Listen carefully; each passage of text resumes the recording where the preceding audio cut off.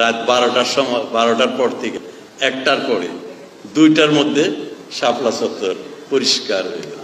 শাপলা চত্বর পরিষ্কার হলো। শাপলা চত্বর হলো স্যান্ডেলের শাপলা চত্বর। সব হেফাজতের এই ধর্মান্ধরা, এই জঙ্গিরা, যারা মানবতার শত্রু। আপনাদের নিশ্চয়ই মনে আছে 5ই মে হেফাজত কিরকম একটা সমাবেশ করেছিল শাপলা চত্বরে, মতিঝিলে। সেই শাপলা চত্বরে এমন একটা পরিস্থিতি, মনে হয় যে তারা দেশ দখল করে নেবে।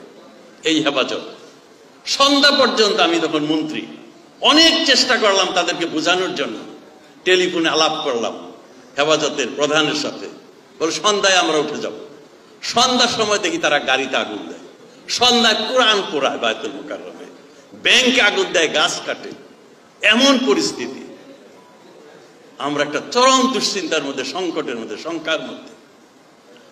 গণভবনে গেলাম, মাননীয় প্রধানমন্ত্রী বললেন, উনি খুবই কম কথায় বললেন, আপনারা ঘরে যান, কর্মীদেরকে সজাগ করেন, যে কোনো পরিস্থিতি আমাদের মোকাবেলা করতে হবে।